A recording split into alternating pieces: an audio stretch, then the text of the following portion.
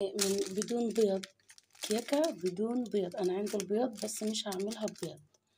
الصراحة واحدة عملتها من غير بيض كانت جميلة جدا جدا، فانا قلت هجربها هشوف. بص بقى المقادير معانا: عصير برتقال ده اهم حاجة، ورقة فانيليا، ورقة كومباودر، كوبايتين دقيق مفيش غيرهم، كوباية سكر. دي السمن بتاعتي انا مسيحاها زي ما انتم شايفين كده. هبتدي بسم الله.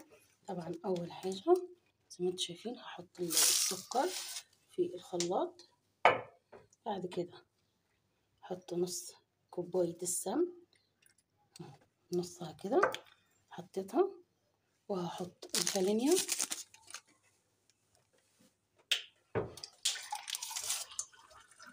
ودي الفانيليا ابتدي احطها، وهحط العصير. طبعا مش هحط كله،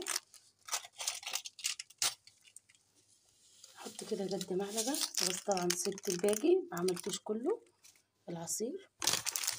والكمباودر دي مش دلوقتي، الكمباودر معروفه وبتتحط مع الدقيق.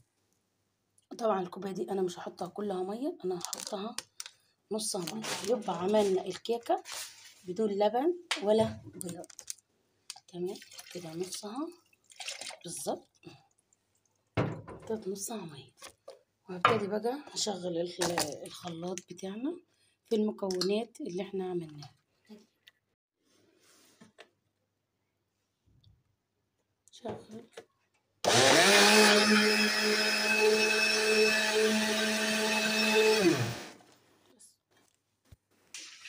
تكب الدقيق من هنا عشان لما تكب من هنا ما يعيش. وادي كده خلاص احنا عملناه، وهبتدي اكبه كده. وادي كوبايه الدقيق، هفتح الفانيليا، الكمباودر،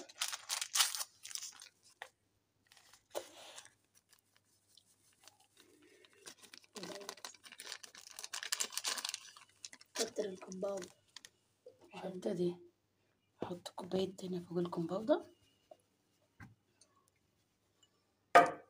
واحط باقي السمن، وهبتدي اخلط طبعا الخليط كله لحد ما اعوز القوام اللي انا عاوزاه.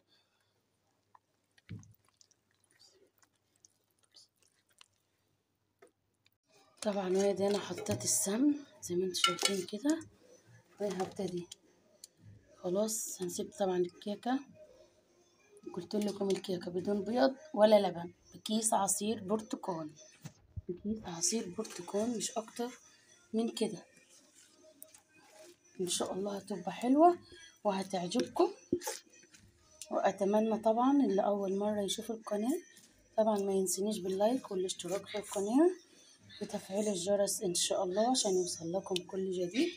وادي كده اهي الصينيه زي ما انتم شايفين، هي اهي معانا كده زي ما انتم شايفين. طبعا انا هعملها كده عشان ادخلها هوا بس مش اكتر. بس كده. انا طبعا مسخن الفرن على درجة حرارة 200. طبعا اول ما تخش الفرن هبتدي ههدي خالص النار، وان شاء الله هتعجبكم. ده نص الطيبات.